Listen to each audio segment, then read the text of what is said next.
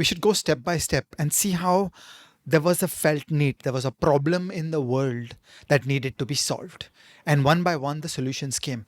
And that palimpsest of layered solutions is how we ended up in the modern finance of today. So, this is actually a generic learning technology, it's a generic knowledge technology, which is, it's always important to see things in a historical context. It's very hard to understand physics if I give you a textbook. It's easier to understand physics. It actually makes sense if you play it in the journey of time, that place it in history. Who were we? Where were we? What was the question that was the puzzle? And then how was that question solved? And that way, as we walk forward, suddenly it all makes sense. It becomes comprehensible.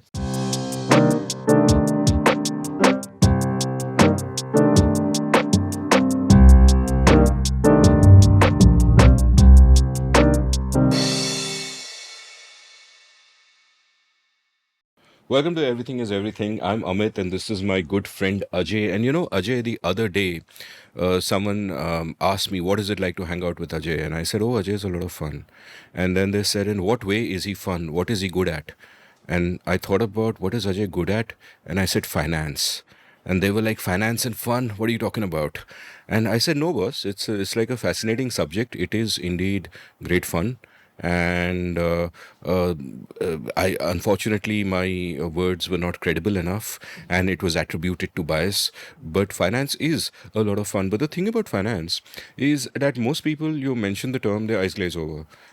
Either it's like commerce, accounting, or some mechanical engineering, all these dreadful things which practitioners love, but other people cannot fathom. And equally, at one level, finance people are also given a bad rap by some. Like, oh, these people who are gambling with money, these speculators, and people who are toying with the economy, as it were.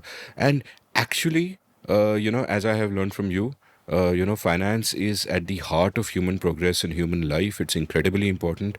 And what I want us to do in this episode is I want you to give us a primer on what the hell do we mean by finance, how did it evolve, what is the function that it plays, and how we are not all evil. The best way to do this is in a historical journey.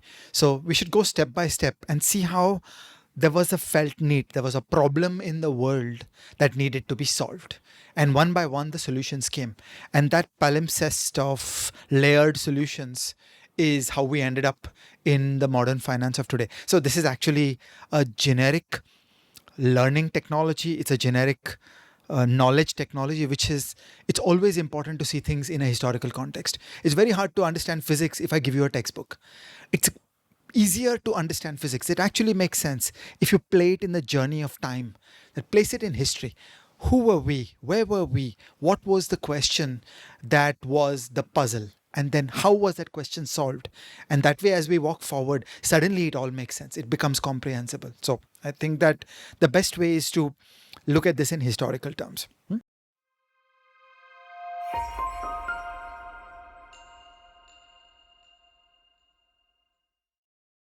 Yeah, I freely confess. I think finance is great fun. I think finance is very important. Human beings are deeply motivated by money and economics. Is the second most important thing in the world. And Wait. What is first? this is a family show. Okay, continue. Didn't expect these words from you, Ajay Shah, but never And mind. there's a famous line which says, Wall Street tells Main Street what to do.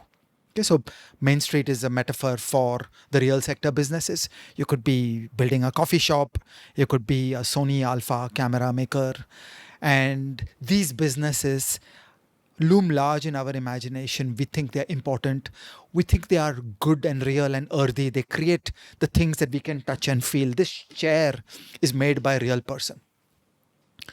The unseen, the invisible is what we don't see, which is the invisible levers of the financial system that creates the conditions by which the chair is made, and indeed guides self-interested people that, you know what, you should be making chairs and not these antique boxes from Rajasthan from the 19th century, where frankly today nobody wants these kinds of wooden things anymore. Okay, those calls are made by the financial system. So the financial system in the jargon of PC Mahalanobis, occupies the commanding heights of the economy, he would, of course, turn in his metaphorical grave when it was put like this. But finance is the essence of the information processing and the reasoning of the modern economy. And finance sends out the incentives. And then a whole bunch of people run around building the firms, building the products or technologies that are guided by what finance thinks. May I ask here that isn't there a feedback loop? Like the way you just said it, and I know you didn't mean it simplistically, but it's not that Wall Street is guiding Main Street what to do. Wall Street is also deciding what Main Street should do, deciding depending on what Main Street wants. Because after all, finance will act on incentives, and it will go where there is money to be made, right? If I may resort to a cricket analogy, finance is the selector. So there is a large supply of players, and finance does the choosing. And finance has to do that complex probabilistic thinking of who will deliver the right strike rate under what circumstances. And finance is the selector. So think of Main Street as throwing up a lot of possibilities. That, you know what, I can make headphones. You know what, I'm a company that makes electric vehicles. I think that internal combustion engines are actually viable for 20 more years.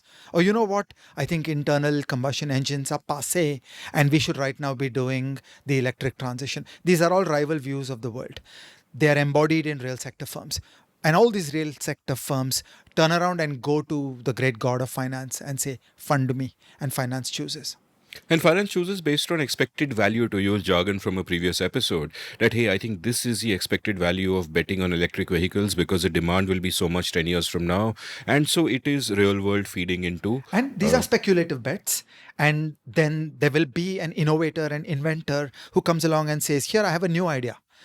But that choke point they have to pass through is finance, because finance has to agree that, yeah, this is plausible. And the greatness of finance is speculative. They don't want to just be boring that I want you to have a 20-year track record. Finance knows how to bet on new ideas. Finance knows how to take chances on new people, on new ideas, on new technologies, on completely new product segments that don't exist.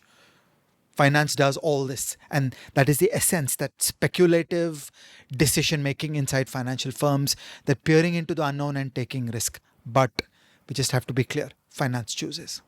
And just as the complexity of the real world becomes more and more apparent with time, and you find the complexity increasing with globalization and new technology and all that, finance is also really different now from where it was 1,000 years ago, for example. So, and 1,000 years ago, I could possibly understand what the world of finance was. Today, I will look at bonds and derivatives and different financial institutions and fintech and this and that, and I have no clue what's going on. So I want you to take me on the journey from there to here. Perfect. Let's start 1,000 years ago. Okay. And finance was very simple, really. It was simple money lending into people that you knew with unlimited liability. Okay. Let me spell out the words. Step one, there was no arm's length transactions. If you were going to lend money to me, you really needed to know me. Okay. And second, there was unlimited liability, meaning I was on the hawk for whatever I borrowed. There was no way for me to walk away saying that, oops, you know what, my business failed and I'm not going to pay you. And it is a medieval conception that there were debtors' prisons, that people were sent to jail for failing to repay on debt. Okay, so this is a primitive notion of finance. This is where it all started. Then came the pressures of the modern world, the demands of the real economy. Okay, the world started becoming more complicated, and there were demands from the modern economy. In Europe, the great challenge was the problem of trading with the East. Okay, since all digressions are allowed, I have to say that as a child, I never understood why people would be so crazy for pepper. Okay, like what's the big deal that you'll get on a ship and wander around the world with like a 25% chance of dying on every voyage? For pepper, it's like, I could live without pepper. I could just have salt on my omelette. It's not a crisis to not have pepper. So it's very interesting and important to ask, why were the spices from the East so important that people would literally choose to die to get those spices? And the quick answer is that the agricultural carrying capacity of Europe had reached the point where you could no longer live through winter without stored meat from summer. Okay, so the population density of Europe had reached a level where the only way to survive in winter was by storing meat from the summer into the winter. And meat would rot. So you had exactly two choices. You would either eat rotten meat, which is subjectively not a pleasant experience, um, and you would then suffer disease and die, or you could have spices in order to preserve the meat. So it was that fundamental. It was life and death. Then in 1453, the Ottoman Empire conquered Istanbul, and that cut off the land route for spices from Asia, importantly from India, to Europe. So 1453 is the critical year at which the Great Chase began, that the survival of the people of Europe needed finding a sea route to India because the land route was cut off. And that gave us a great age of exploration. And then we started getting the ships, and the brilliant Portuguese systematically worked their way through the almost the edge of South America, back down the Cape of Good Hope, and then up to Madagascar, where lo and behold, they landed on a Malayali. Okay, and the Malayali knew how to ride the monsoon currents and get to Kozhikode. Okay, so that was the beginning of the spice trade. Now it's important to see that well after the age of exploration, they had a very complex problem, which was it is not easy to get the ship across to India and back. So, as I said, there was a 25% chance that a ship would be destroyed in a cyclone, attacked by pirates, something or the other would go wrong. So, you would have heard the English word, when my ship comes in, which is a phrase that denotes when I'm going to make tons of money, when I'm going to make it big. That's the phrase, when my ship comes in. Because if your ship came in, you were very rich. But there was a very high chance that your ship would not come in. Now, this was a financial puzzle that imagine you and I are betting a large amount of money to outfit a ship, hire a crew, send it out to India, where they would show up in Kozhikode and they would try to sell some wares and fill up the ship with pepper and cardamom and other wonders from Kerala and try to go back to Europe. But there is a 25% chance of a payoff of zero. So with a 75% chance, you make it big, but with a 25% chance, you're wiped out. You lose everything. That is the kind of complexity, and it became difficult for any one individual to put in all the money required to take these very large bets. You have to remember that Europe was not very rich then. So putting together the money to build a ship and outfit a ship and hire the workers on the ship was a considerable expense compared to the low level of income of that age. So in this puzzle came the first great financial innovations, the pressures to come up with financial innovations. Okay, there were two key innovations that came about in that age. A first innovation was the joint stock company. So instead of having one people, two people, five people pooling money, can we open up to thousands of people pooling money? So each one places a bet, takes a risk. If it works, they do well. But if it doesn't, it goes to zero. But the amount of money that has been put on the lottery is relatively small. Okay, so households are able to participate in these risky enterprises, but the bet size that each person places is something that you can afford to lose. Okay, so this was the first level of the financial innovation. So shares and share markets and trading, all that stuff began around this real sector problem, that you wanted to distribute the risk of this risky project not across 2, 5, 10 people, but across 200, 500, 1000 people. And that required the concept of shares.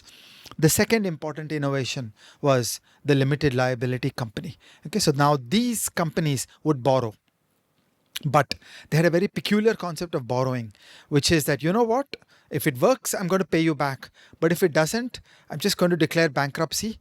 And the debtors, the lenders have to just grin and bear it. The lenders get nothing. They get the carcass of the company. They get nothing. They do not have the ability to go upstream to the shareholders of the company, and demand money out of them. And you see, these two things are intimately connected.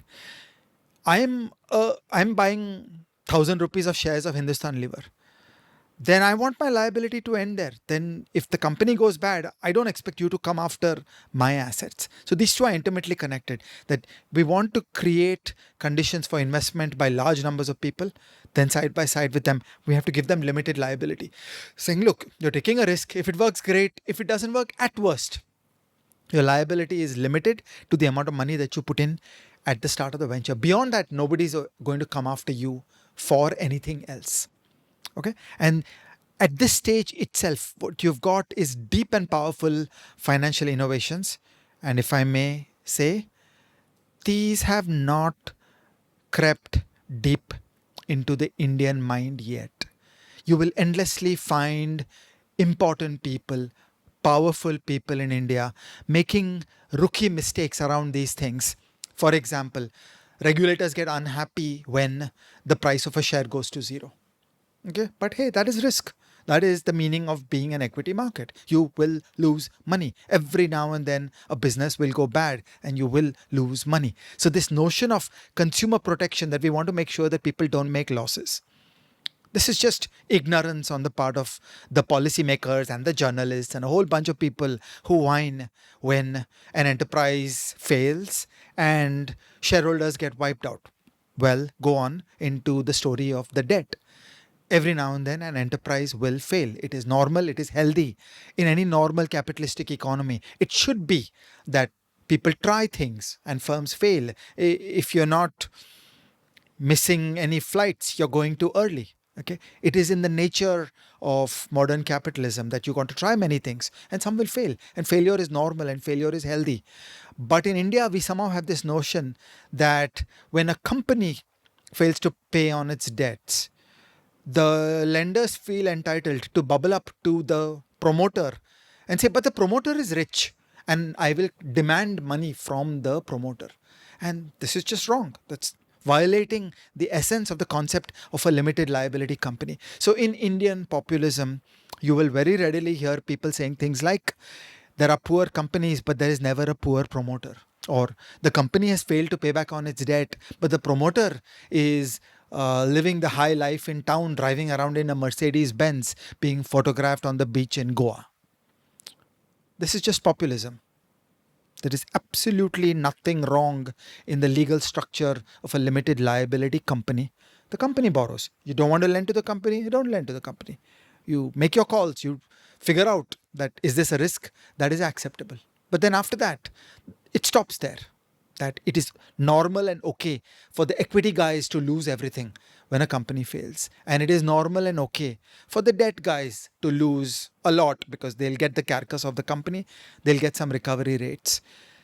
I find it striking that 17th century business and commercial concepts in the UK in many ways are missing in India today. You find so many people who slip into this populist notions of hating the promoters, of going after helping the small guy who has lost money when a company went bankrupt. Okay, so I digress, but the point I want to make is how amazing these concepts were, how remarkable these concepts were, and that we should respect the cultural capability of a society to rebuild these relationships, to go away from the old world of unlimited liability and debtor's prison to this new world of limited liability and a coldness that, look, we'll take risks.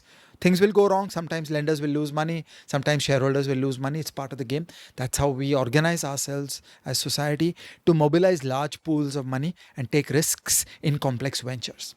So I want to double down on aspects of this, but paraphrase it in simple language so you can tell me if I've understood correctly. But before that, I want to say that if a history of the world is written, it could easily be called From Pepper to Peppa Pig. I didn't understand the second. You haven't heard of Peppa Pig? I'm sorry, no. Okay, fine. What can I say? I will send you links after this and introduce you to that magic. But I'll paraphrase why the innovation is important, and you tell me if I've understood it correctly, which is that earlier you put all your money into one ship, and if that ship goes down, you're screwed, you're completely finished, and you can even go to debtor's prison if you borrowed money So to do step one, so. the debtors come after your house. And if that money isn't enough, you go to debtors prison. Exactly. What the joint stock company allows you to do is that you are not putting money in one ship; you're putting money in 100 ships. You can diversify the risk that you take, and therefore your chances of success are much greater. And as we would have discussed in the EV episode, a 25% chance of failure is pretty horrible if you're only betting on one ship. If you don't have that risk appetite, but if you're betting on 100 ships, that means 75 of them work out, and it can end up being quite plus EV.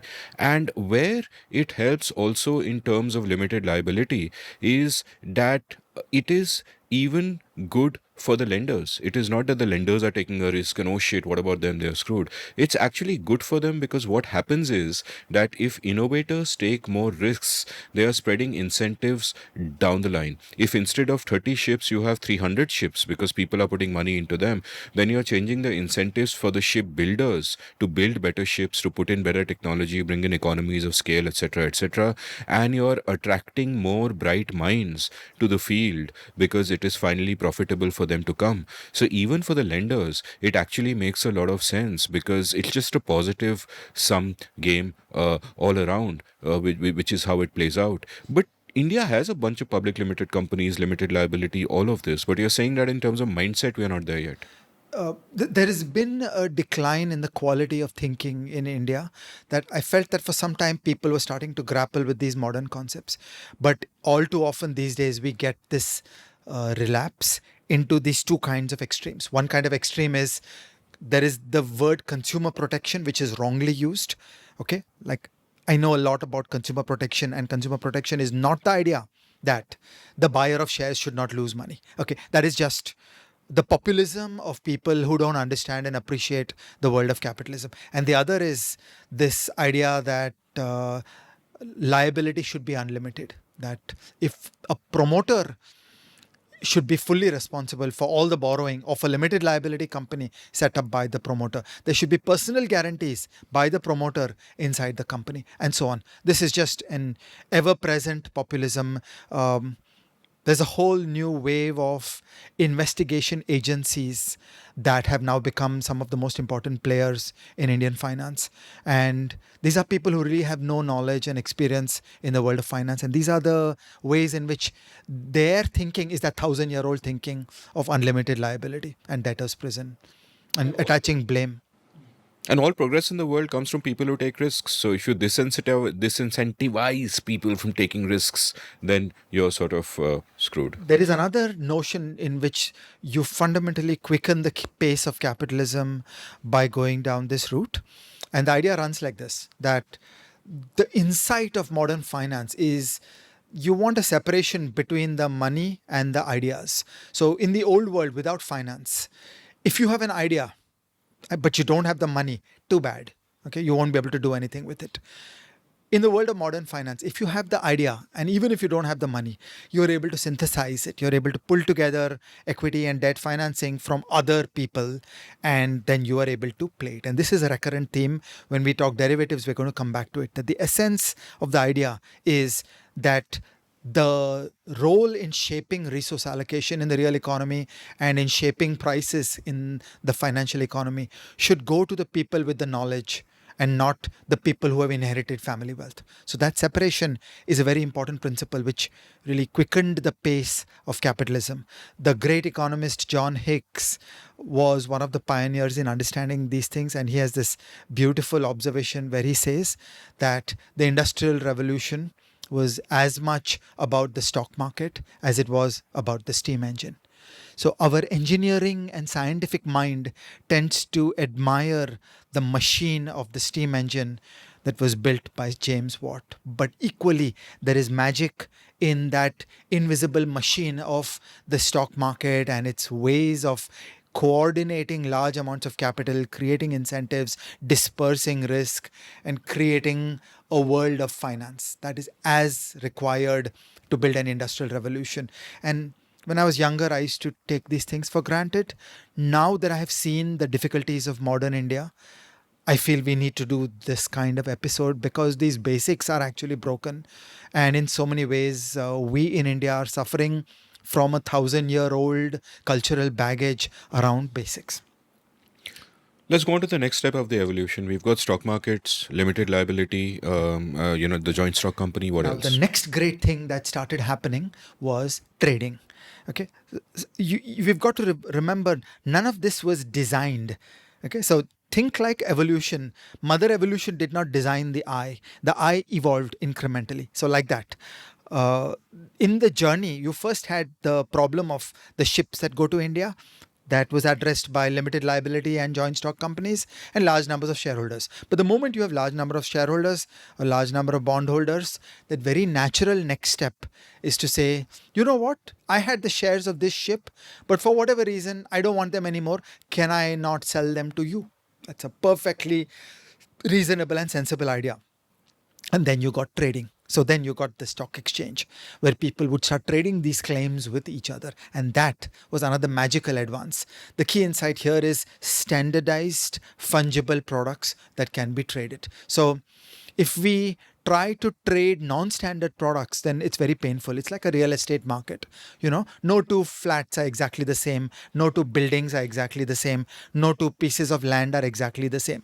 It's a messy artisanal market, and there's all kinds of asymmetric information, and there will never be a good real estate market. But if you take a company like Infosys and cut it up into 1 billion shares, suddenly you've got 1 billion identical widgets, each of which is a share of Infosys.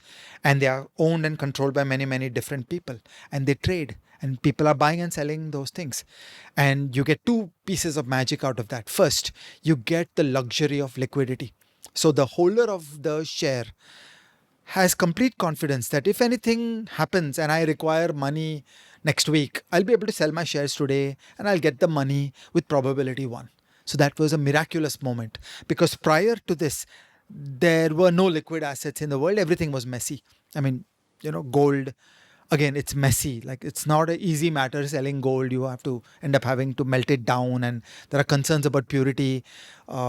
Anybody who has actually tried to sell jewelry at a store knows the horrendous discounts that jewelers impose upon the buyer. So there's a narrow class of gold products that can be sold at par. And that's in the modern world. In the olden days, I'm sure it was messier. There was an endless battle of adulteration of gold. So it was a revolution in world history. The idea that here's a share and I can reliably sell it tomorrow. There is no possibility that I will not be able to sell it tomorrow. And then came the institutional development of sophisticated machinery inside the exchange so that in a few days I'll get my money with probability 1. Okay, and these were miraculous developments because they created a new concept of liquidity. Side by side with that, now suddenly there was a price. So the prices started fluctuating. So imagine when my ship gets in, day by day, as my ship makes progress, as some fleeting bits of information come back, the price of the associated shares would fluctuate. So famously, Reuters became a very, very successful, was it an organization? Was it a person? Because they used pigeons to be the first to transmit information from the Battle of Waterloo back to London, where that information could be used for trading. Because it was make or break, like would Britain win or lose in the Battle of Waterloo. And they were the first people to move that information to a financial trading venue. And in India, the people will start whining, saying you got unfair access to information. But that was the innovation, that was their contribution, that they actually created a novel pathway to that information. And that is how that information started going into prices. So the idea of a market where many, many people speculate and there is a publicly visible price and everybody's information is pooled into the price. And you see the price and either you hold your peace, or if you disagree, put your money where your mouth is. You think it's too cheap, buy the stuff. You think it's too expensive, sell the stuff. Now then the innovations start tumbling along. You think it's too costly, sell the stuff. But I don't own the stuff, so how will I sell it? Great, we'll innovate. We will invent a concept of short selling where I'll borrow the shares because I think they're too expensive. I'll sell them on the market And if I'm right, a few days later, their price will be lower.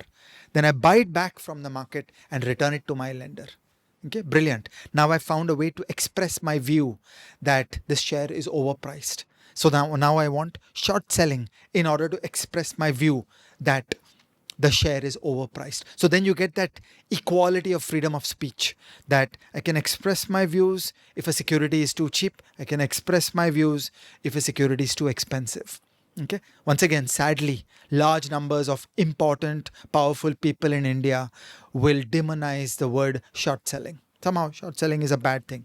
And this is failures on basic literacy around finance. These were the innovations that came around trading. So the moment you built a joint stock company, then the next stage was to start trading the fungible shares. And the moment you said trading, then we started getting these deep concepts that I obtain liquidity and I obtain a publicly traded price. The price is visible to all.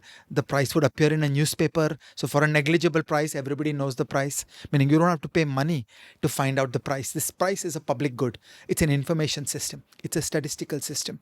The whole world knows the share price of Infosys. It's a statistical system giving a dashboard. It's a readout of what's happening to Infosys today. And it can be used in many, many ways.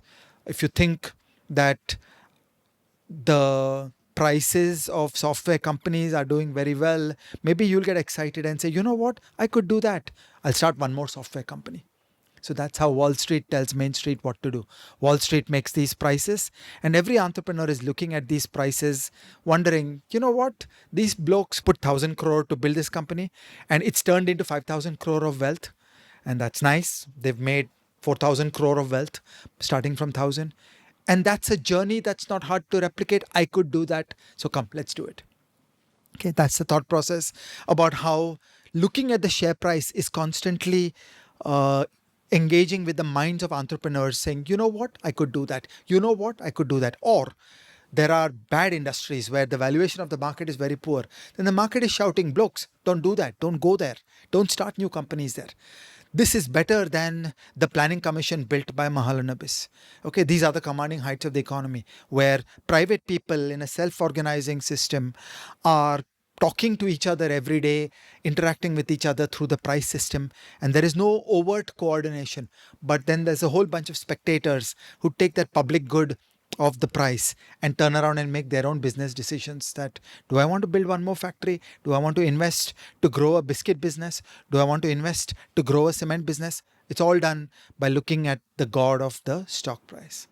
The great chess player Levon Aronian once said something which I found really beautiful, where he referred to a chess game as a conversation, right? And if you think about it, it is really a conversation, because in every game, two people are discussing competing ideas of, what is going on the board. And the way you describe the stock market, and indeed any market is like that, is exactly like that. When you think about it, it is so beautiful. It is a symphony of voices expressing opinions. And if you think a stock is too expensive, and if I think a stock is too cheap, we have a trade where we both feel we are better off, and there is something so delightful there. And and short selling is exactly of that nature, where you feel that, hey, you guys are overvaluing it too much, I'm gonna take action, and etc etc. And it's an important part of the conversation. So when people blame short sellers when things go wrong, I feel they're just shooting the messenger, which is sort of pretty horrible. And at this point, we'll give a middle of the episode Recco, because who can resist it,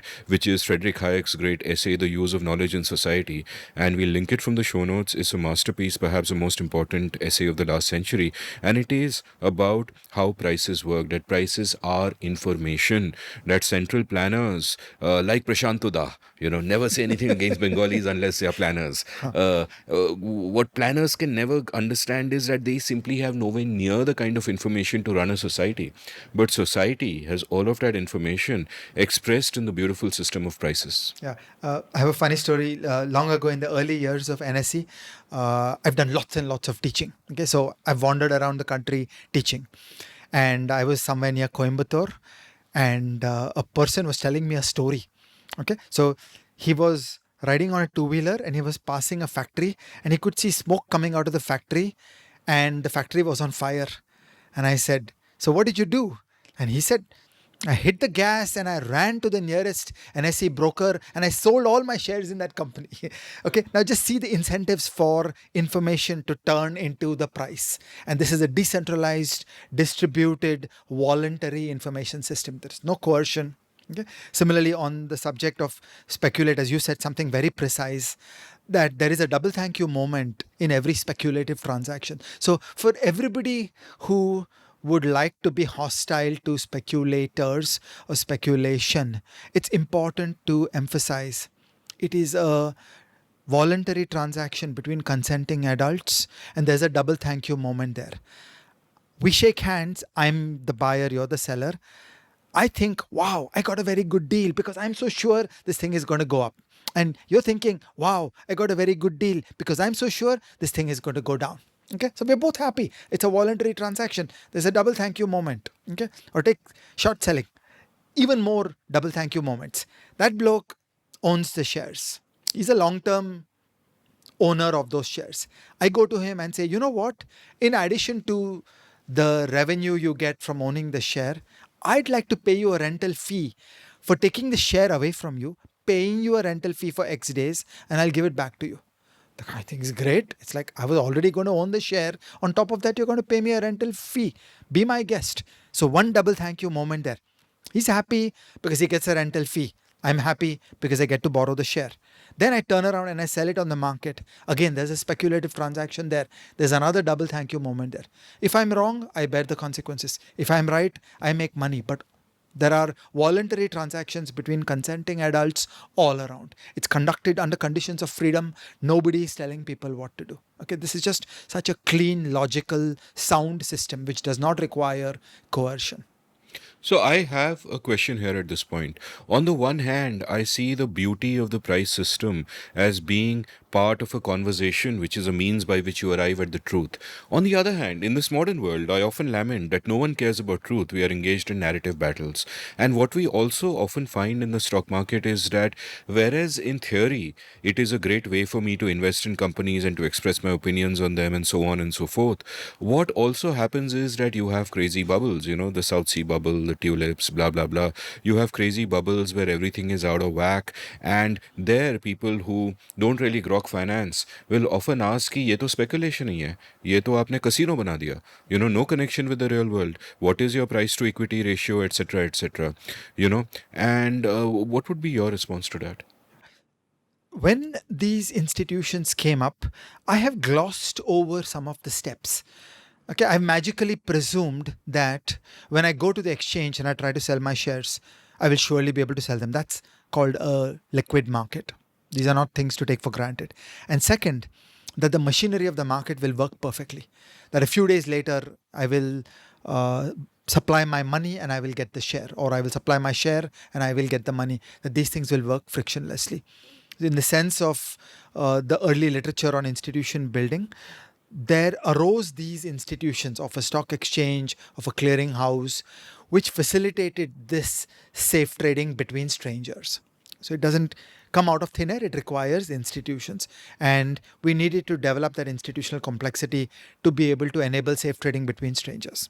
And again, in the UK, the exchange, the clearinghouse, all these things got developed, and that's how these things started working.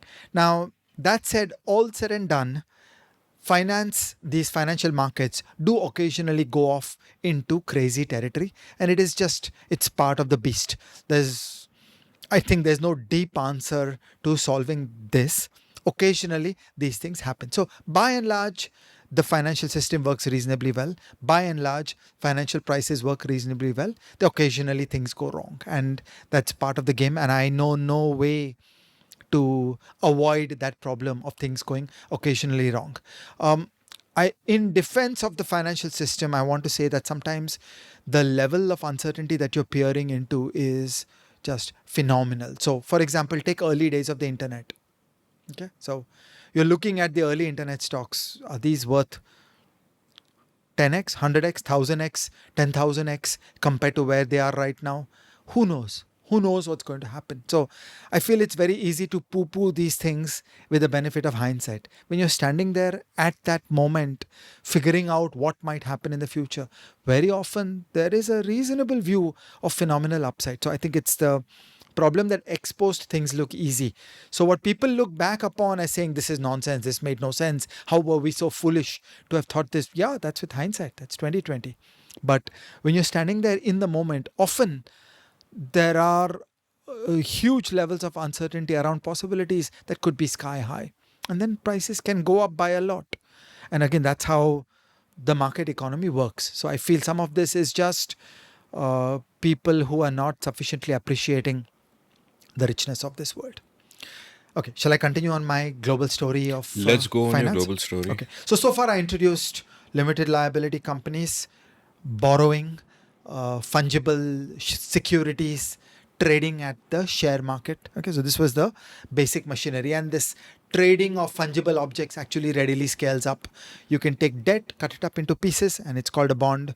You can trade currencies. Okay, so there's a whole bunch of things. You can trade standardized commodities like gold. So creating systematic fungible traded things was a breakthrough, that we got liquidity and we got the price discovery of the speculative market. So this stuff worked very well.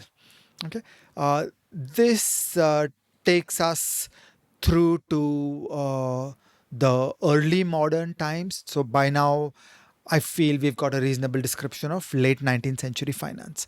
Okay, then when we come to the 20th century, by this time we started getting fairly big and complex banks. Banks are an interesting complex technology. You have recently done a conversation with our good friend Harsh Vardhan around banks. Harsh is a deep thinker. He thinks deeply about banks. Banks are a pretty interesting and in some ways magical, in some ways fundamentally fragile institution where they take on huge levels of leverage. They create an illusion of liquidity out of thin air. They create an illusion of holding long dated assets while having short dated liabilities out of thin air. And there is a tension between how magical and wonderful is the thing that they create, namely the illusion of liquidity, the illusion of maturity transformation, of being able to invest in long dated assets. It sounds really great and magical, but it also, in a way, is broken at the core. So banks are not robust and rugged organizations. And the economist Merton Miller has a famous line. He describes banking as a disaster prone 19th century industry because the world history of banks is just failure upon failure upon failure. That banks tend to blow up, it tends to become a mess. And banking becomes deeply political because, by and large, most of the time, politicians don't want to countenance grandmothers and dentists losing their money when a bank goes bust. So, if only you could be cold in a world and say to households that, sorry, your bank went bust. You should have exercised diligence and thought more about the bank that you invested in. If you could do that, all the problems of banking will be solved. Most of the time, most political systems are unable to do that. And then you get into real problems. So, banking adds value in many good times, and every banking system just goes through one paroxysm of grief after another every 20, 30 years. So once again, I'm not optimist that this problem can be solved. There are deep human reasons why this problem won't be solved. We will have to go through one mess after another for a long, long time. So that is the next layer in the puzzle, which is banking. And then we come to modern times when a whole bunch of miracles started happening and we get to modern finance. So roughly speaking, if you stand in 1947, then this is the nature of finance, that there is stock market, bond market, trading, liquidity. It's a global game. There's London, there's New York, there is Bombay. These are all integrated markets. There are banks and they're financing, the financial sector is financing the real sector. All this finance is a good, healthy, important industry standing at the end of the Second World War, and it is doing all these things. And then came the explosions of technology.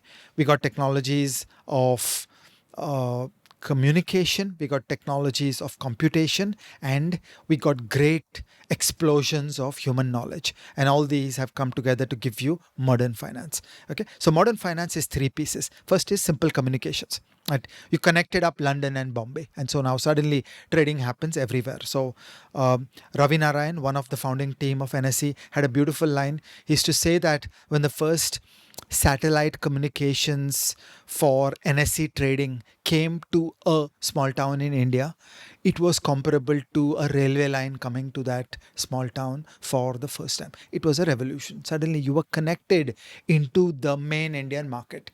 You were not a hick town trying to place some long distance trunk calls to a Bombay broker who was on the market, who had access to the market. Suddenly, everybody was an equal first class participant. And that was a magic of satellite communications that was used by NSE. NSE was a pioneer globally in electronic trading and satellite communication when these things were brought to India.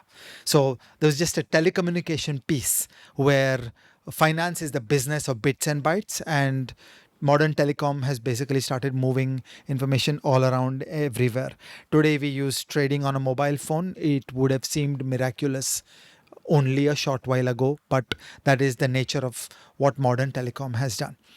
The second thing that has happened is computation. We've got the ability to process a great deal of information and calculate, calculate, calculate. So finance is filled with calculations ranging from mundane to profound. The mundane stuff is just keeping books, keeping score, doing settlement, keeping accounts, processing information. All this stuff has just been magical. The way finance works today with computers is just supremely productive and efficient compared with the bad old days when people worked with pieces of paper. So the information, the cognitive power of the unaided human mind was really very limited. And that same human mind is able to do the same tasks of finance so much better because now we have information. There's a beautiful literature in the world of banking which tells a story of the transition from relationship banking to model based banking. And let me just tell that story. In the olden days, you had an account with your local bank, and you would drop by and have chai with your bank manager, and the bank manager would know you and your family and your friends. Okay, so when you went to that bank manager and asked for the loan, the bank manager knew you well, and it was a relationship that had private information in the minds of the bank manager, and the bank manager would use that information to make a call on whether to give you a loan or not. And that worked very badly for underprivileged people who did not have that social relationship with bank managers. And most bank managers practiced statistical discrimination and also outright other kinds of ugly discrimination. So, basically in India, women, Muslims, lower caste people were treated badly by the mainline financial system. Okay, so that was the old world. Now, a key part of this story is that actually it was very expensive to hire a sophisticated, skilled bank manager who would look at the person and learn the entire family tree of that person and develop a judgment that their word is sound and make the yes no decision about giving a loan. So while it was done, it was also very expensive because you had to put an expensive resource on understanding that person. All this has been replaced by models. Today, statistical models consume information about the person and make a prediction for the probability of default. And this has basically exploded the ability of a lender to go reach out to people where there's really no great relationship, and it is more evidence based. There are models that predict the probability of default. So you want to get a home loan, you want to get a car loan. There are credit bureaus that will keep track of your past payment success or payment default. So the models are able to look at the person and make a decision, and it is very low cost. You don't need an expensive resource. So it works at smaller ticket sizes. It spreads all over the country. These are miraculous gains that came from the injection of information and information processing. So this is the second pillar of modern finance, the use of information and information processing. A third pillar of modern finance was the knowledge produced by the economists. The one of the great success stories of modern economics is the contribution made by economists in building theoretical structures where knowledge and understanding about portfolios, about risk, about diversification, about international diversification was built, and that has turned around from the academia and come back into the real world. So there is just immense bodies of knowledge that have been created that have steadily come back and fed into the real world. That is really the only piece of modern economics. There are a few others, like Amazon hires a lot of economists who use microeconomics in trying to figure out how to make more money when selling us stuff. That is indeed another great success story of economics. But if you think about most parts of economics, I think the greatest success of high intellectual constructs being built in the world of economics that are being applied into practical real world systems where there are literally models that run on computers and feedback into the lives of real people, that is in finance. And the greatest flowering of that is financial derivatives. Financial derivatives are a system of side bets on the main bets. So your main bet is a share price, your main bet is a currency, your main bet is a bond price. Now you build a system of side bets on that. So it's like two people don't own the share, but they make a bet with each other. I think the share price will go up. I think the share price will go up. So what we've done is we've extended the information processing game away from being restricted to the owners of the shares and the people with the capital to buy the shares to people on the side who actually don't have the wealth to buy large amounts of these shares but are able to take amplified bets. So that has extended the ability of the people with the ideas, with the knowledge, but without the capital to contribute and participate in the process of speculative price discovery. Derivatives have always been around in some ways. There are stories that go deep back in India which tell us about the presence of derivatives. So I remember on the Bombay Stock Exchange, there is a speech done by some white guy who tells a story from the late 19th century where the quotation runs something like this, that the natives are as good as anybody in the world on trading in put and call options. Okay, so like in the 19th century, in Bombay, they're trading put and call options. Similarly, there are stories from Greece in the 6th century where there are some kinds of derivatives contracts on olive oil. Okay, so derivatives have in a way been around forever. But the fuel, the rocket fuel that brought everything together was telecommunications, computation, and the models. So the economics knowledge, all this came together and has created an explosive rise of the modern derivatives industry. So in the world of the bond market, there is a beautiful phrase that is called the bond currency derivatives nexus. Okay, where there is a bond market, there's a currency market, and there are the derivatives on the currencies and the derivatives on the bonds, and all these are tied together as one market because every price shakes every other. It's like a single carpet, it's a single tapestry that everything is interconnected. You tug at one end and everything moves together, and there are trades which bind everything together. So there is really one body of information of the bond price, the exchange rate, and a whole bunch of the derivatives of these two. This whole thing is called the bond currency derivatives nexus. Once again, you know, we're in a disappointing situation in India. There are people who don't like derivatives trading, who think that bonds and currencies are separate markets, are different things. Just, basic economics and finance knowledge has not permeated, and we are an underdeveloped country because of the lack of this kind of information, this kind of knowledge. And one of the most pure renditions of modernity in this field is algorithmic trading, where the way it works is that imagine stage one. You're the brains of the shop, right? You're the genius, poker intellectual. So you come up with ideas. You tell that bloke that find out whichever is the team that plays second and bet on them. Okay. What you've just written is an algorithm. Okay. What you've written is a rule that generates trades that is handed over to a clerk who is expected to shut up and do the trade. Okay. Now, why have a clerk? So, uh, in the 21st century, we want to live above the API and not below the API. So these instructions are turned into code. And when that code runs, that code is purring away.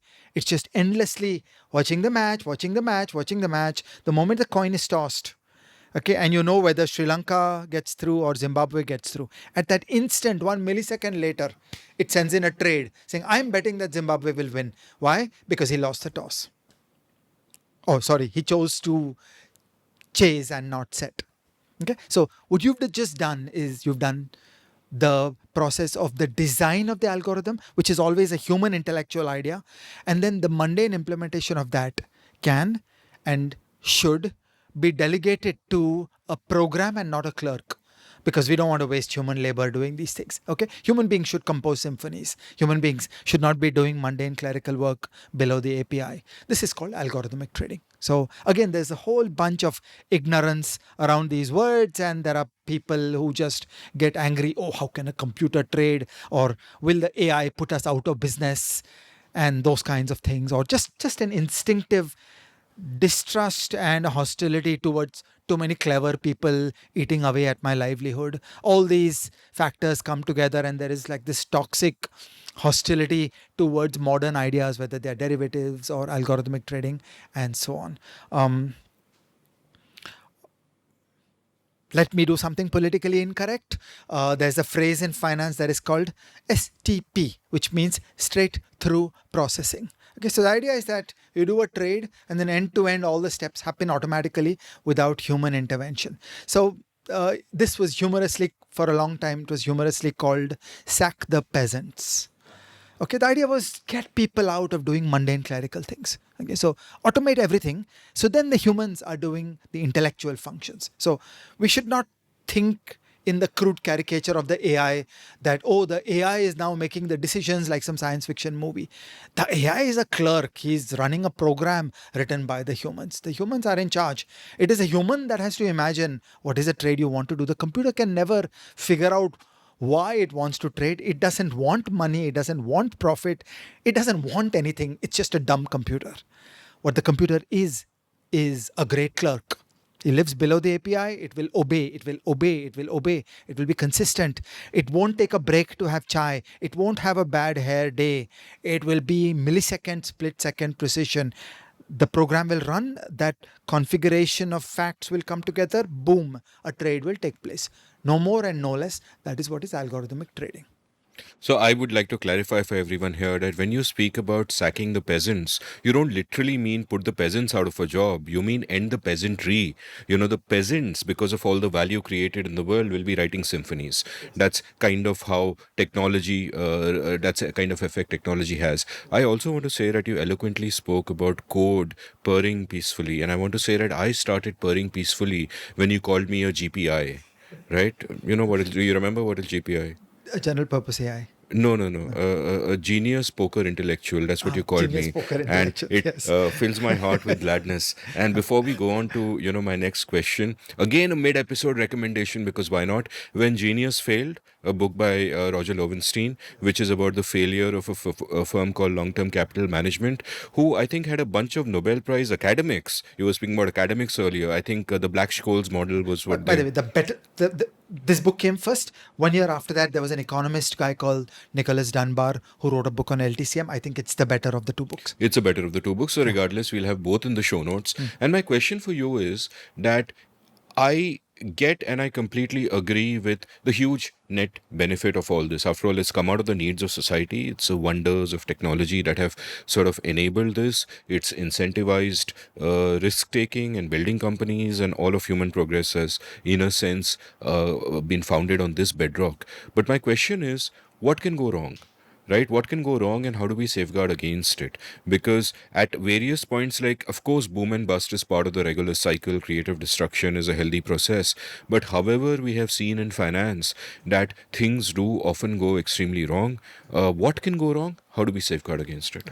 So the first thing that can go wrong is that a society can have a hostility towards the emergence of finance, and it can stifle the emergence of finance. And then you've really got a millstone around the neck around the emergence of the market economy. So that by and large is where India is. That where we have gone wrong is we have failed to create the intellectual power so that state power is used to damage the emergence of finance. So that is the first thing that can go wrong, which is you can have no finance. So it's a Luddite vision. It's as bad as banning numerically controlled lathes. It is as bad as banning this machine or that machine. So the first thing that can go wrong is that a society can fail to see the integral connections between the emergence of a market economy, and state power can be used in a coercive way to damage the emergence of finance. And that is what has happened in India. So that is part one of what can go wrong. For the rest, there is a standard script of public economics that, like in many other areas, there is market failure. Okay, so there are public goods problems in finance, and you need state for that. There is asymmetric information in finance, and you need regulation for that. There are externalities in finance, and you need state for that. So, like that, the standard machinery of public economics does apply, and it can and should be logically applied to work out a list of market failures and then a list of state interventions that address those market failures. So, all over the world, you need the presence of the state, and you need financial regulation and a bunch of other service functions that are led by the state, that are done by public policy. And it's difficult to create those, and it takes a lot of knowledge and capability to create those. So finance cannot exist in a vacuum. It's a set of complex institutions that is undergirded by the presence of the state, and the state does many things that makes finance possible. And it would take more hours to tell that full story, but right now I just want to register that. So you can ban finance, that doesn't work. Or if you just do pure laissez-faire, that doesn't work either. You need state capability, and then you need that level of knowledge about finance in the drafting of laws and in building those government organizations where it will not degenerate into banning things and doing the populism of trying to protect small investors or the populism of hating rich people.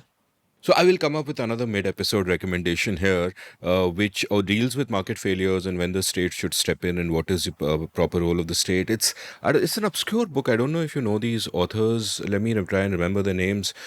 Vijay Kelkar and Ajay Shah. It's a book called In Service of the Republic. Have you ever heard of it? Some obscure blokes. I think at one point Sachin Tendulkar told me that he's heard of this guy.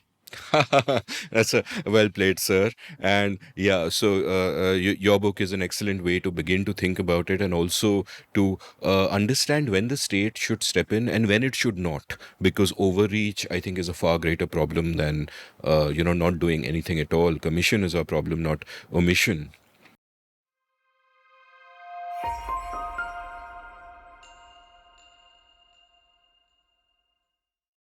Amit, I've talked a lot about the main story about the emergence of finance after the Industrial Revolution and the Computer Revolution. This is the standard story that children are taught in schools.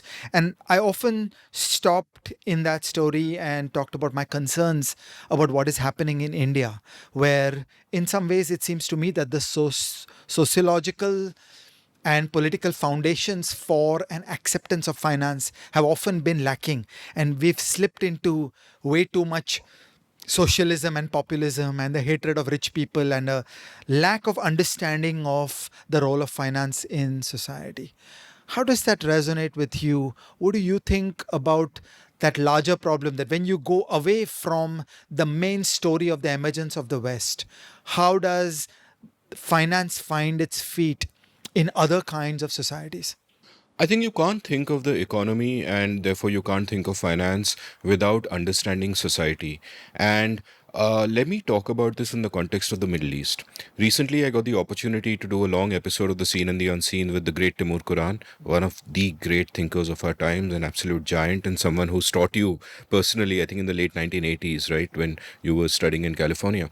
And I wanted to speak to Timur Kuran because he had come up with the concept of preference falsification and preference cascades, which I've spoken about quite often in this great, he wrote this great and seminal book called Private Truths, Public public lies. So, after we did episode 1 of Everything is Everything, we mentioned him. He reached out to me with a long DM, very generous DM. And I obviously took the opportunity and said, Sir, show pe aa jao. Not in Hindi, of course, because brilliant as he is, I'm not sure he understands Hindi. But he agreed to come on the show. And I thought we'll talk a lot about preference falsification. And I started then, and obviously I'm going to read all his other books if I've called him on the show. And I was blown away by the rest of his work. There is a brilliant book called The Long Divergence, and one could say that a part two of that is this recent book that came out called Freedoms Delayed, right? And they are books about Islam in the Middle East. And I was blown away, and it speaks exactly to this subject, right? Now, the central question of The Long Divergence is this, that circa 1000 AD, the Middle East economically was very similar to Europe. You had a similar kind of economy, the same kind of vibrancy, the same kind of markets, the same kind of institutions, right? But after that, as has been well documented, the Middle East kind of stayed stagnant, whereas Europe zoomed ahead and, reached an entirely new level of prosperity. And it was only in the middle of the 19th century that the Middle East started catching up. Now, what could possibly be the reasons for this?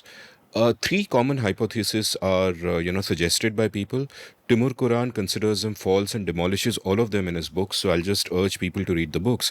But in short, this is what they are. Hypothesis one is that Islam is hostile to commerce. And Timur shows with great data that that is absolutely not the case. Middle Eastern Muslims were dominating trade emporia for a long time, including in the Middle Ages in places like East Africa, the Middle East itself, parts of Asia, and so on. So, this is a false explanation. Explanation number two, that Islam doesn't allow innovation, or it doesn't happen in the Middle East. Now, this is also false because, as Timur shows, there was tremendous innovation in terms of government institutions and ways of taxation and all of that. There was great innovation there. It is not that they were fundamentally not innovative. Hypothesis number three, which is often advanced by the great historian Bernard Lewis, and so many of us have learned about the Middle East from him, and he's indeed a great historian. And Lewis's theory, among others, is that the Middle East / Islam was fundamentally uncurious about the rest of the world. And as Timur points out, this is nonsense. It's just not true. They were very curious. They were curious, for example, about the military. They were curious about a variety of subjects. But as he says, they would constantly get military textbooks and learn more and more and stay up to date. But they never got economic textbooks. So these are the three reasons that scholars postulated, and all of these are false. So why did the Middle East fall behind? And there are a bunch of reasons, and one of them, and they're all ironic reasons.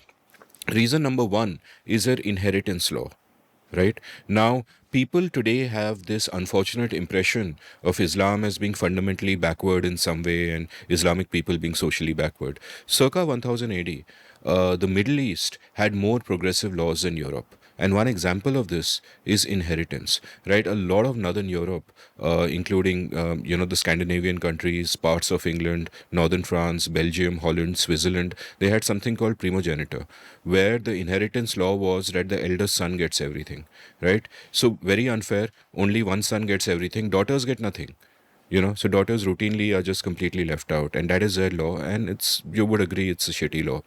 The Middle East had a much more equitable inheritance law where it was divided among family, so two-thirds of the wealth would go to extended family, and the remaining would be divided among sons and daughters. Now, daughters got half of what the sons got, which under the modern lens is not fair, but at least they got something, right? Now, you would imagine, ki, fine, this is great, progressive law, what's the problem?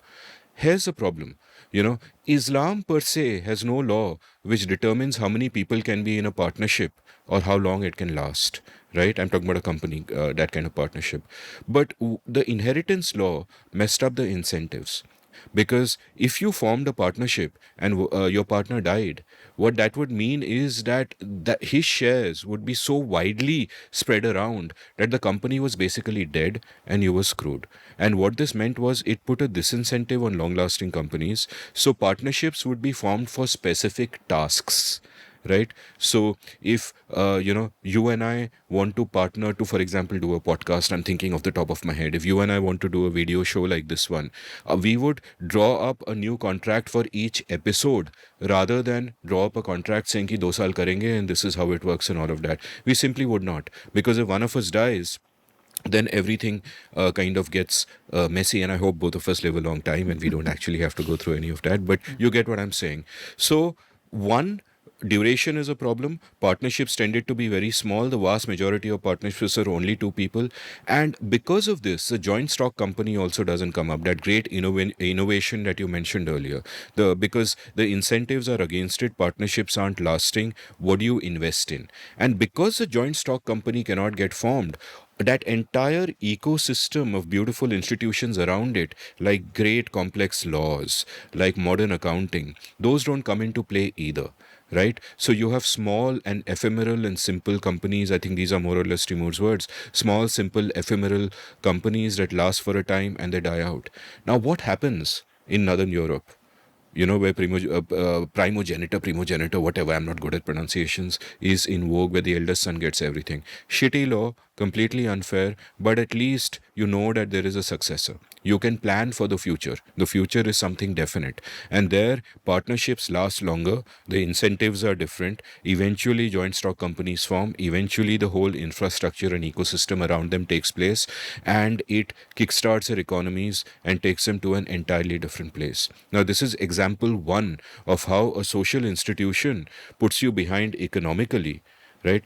A second example is something which, when I think of it, is such a marvelous innovation, right? It is something called a waqf. Now, what is a waqf? People in India would be familiar with the term because you would have heard of the waqf board and all of that. Now, a waqf is a private institution. Let's say you are a rich man in the Middle East. You can't really leave your money to your kids properly or whatever, and the Sultan isn't taxing you, but he says, hey, so this is what we do, this is our arrangement. You set up a waqf, it's got a particular public purpose. You give your money to that public purpose will be forever served by your money, and the ambit will be a public good. So I think of it as, quote unquote, the voluntary private provision of public goods. It's like fucking miraculous. There's no coercion, there's no taxation, the voluntary private provision of public goods, right? It's such a beautiful social arrangement, so innovative. And it works for a long time. But then it kind of begins to fall apart. Why does it begin to fall apart? Because the particular purpose of a waqf is set. You cannot change it, right? And that initially that's a feature, that if it's given for a good cause, is used for a good cause, it's not subverted. But later on it becomes a problem. For example, Timur gives us an example of this great caravanserai, which is like an inn, a roadside inn, founded on the Silk Route in, I think, in the mid 1200s. And the idea is you serve travelers, you give them water, you give them food. But by the 1600s, the Silk Route is gone. In the sense, no one's using it anymore. But you're not allowed to shift the funds out of the caravanserai. So they are kind of stuck there. It's what Hernando de Soto would call dead capital, right? You have a similar situation where you could set up a waqf for, building fountains, and there is indeed the mystery of capital. So, mid-episode recommendation, Hernando de Soto's A Mystery of Capital.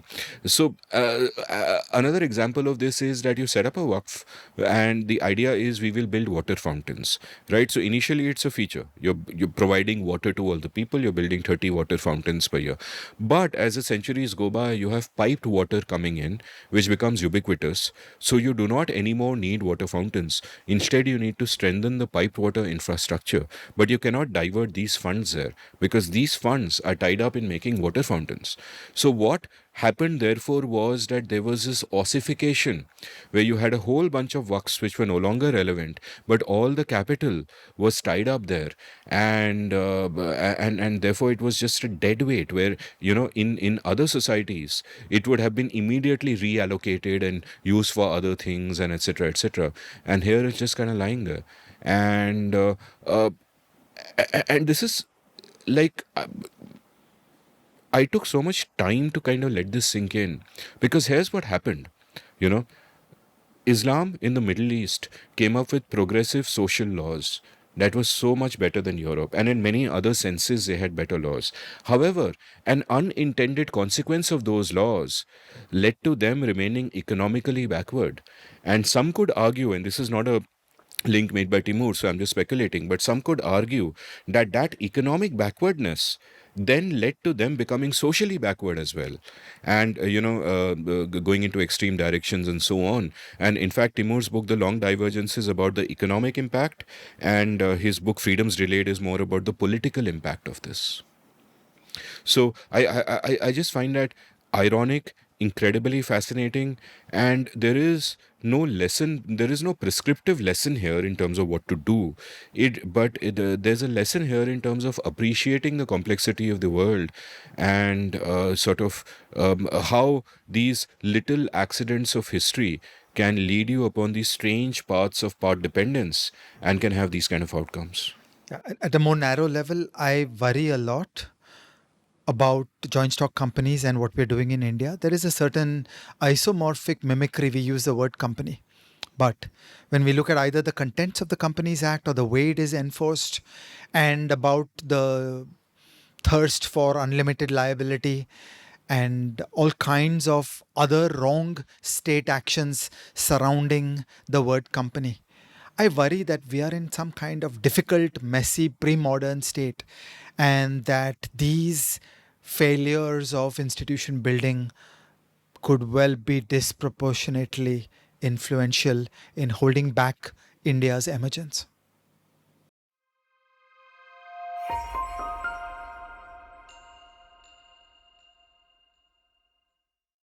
So, Amit, give us your recommendations for today. So, my first two, besides all the mid-episode recommendations, I'd recommend you read all these three great books by Timur Kuran. Private Truths, Public Lies is, of course, about preference falsification. It's a seminal book.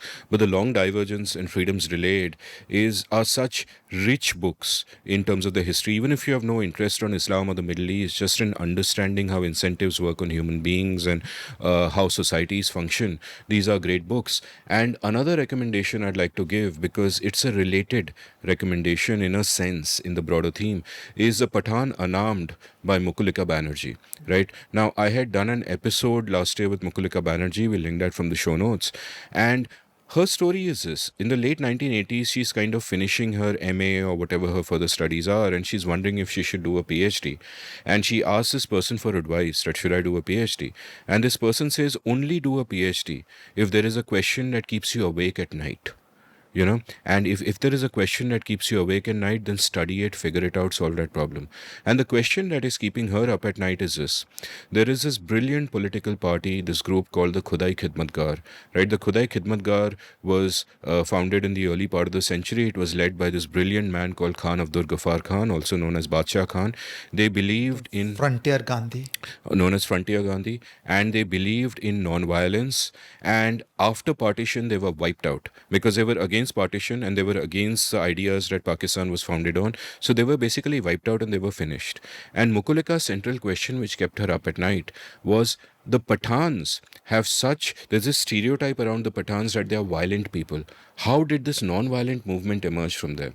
So she spent 10 years writing the book. She spent time traveling through northwest frontier provinces, going from village to village to find elders who had once been in the Khudai Khidmatgar 40 years ago. And I believe Shah Rukh Khan's father was once in the Khudai Khidmatgar, if I'm not mistaken. And here is what she found, and this is a remarkable conclusion. What she found is that yes, everything you say about the Pathans being a warrior tribe and all of that is true, but their ideas of non-violence were not imported from the West.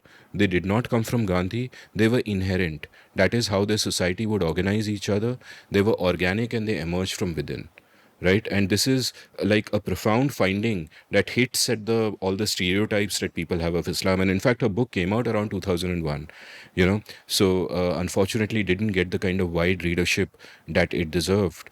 But it is a marvelous book, and I think about it because when I think about Timur Kuran's books also addressing stereotypes about Islam, I find The Pathan Unarmed is another book that did that for me.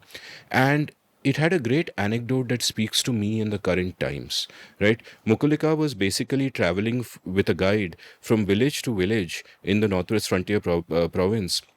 trying to find old men who had once been in the Khudai Khidmatgar, and it would be very vague. Like she'd find someone and they'd say, "Yeah, yeah, I think in that village, so many miles away, there is Abdullah. I don't know if he's alive. I last met him 20 years ago." It was stuff like that. And she was going. And what she found was that the staple food there was beef. That was cheap. But every household would have a chicken, which was very expensive, and they would only keep it for special guests. And every time Mukulika went, no matter how poor the household was, out of Mehman Nawazi, they would give her the chicken. And she started to feel guilty that this is the most expensive thing and I should not have it. So, despite being a Hindu, she started eating beef. Right, and she ate beef for the rest of her trip. And then she went back to India and she told her mother, who is like a devout Hindu, practicing Hindu, believes every day. She told her mother about this, and her mother thought for some time and said, "Beta, sahi kiya, ye to insaniyat hai." Right, and that speaks to the core of something that is also in our culture. And I worry sometimes that we might lose that today.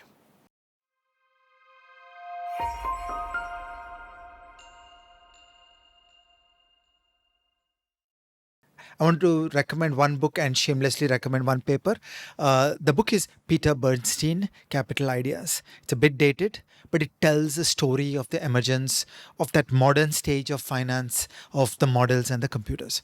The paper is, I have a recent new paper on the economic history of Indian finance from 1947 till today. For those who are interested in Indian finance, this is a good paper you should read. Marvelous note to end on. So, thank you for watching. We'll see you next week. Like, subscribe, please comment. We love to engage and see you around.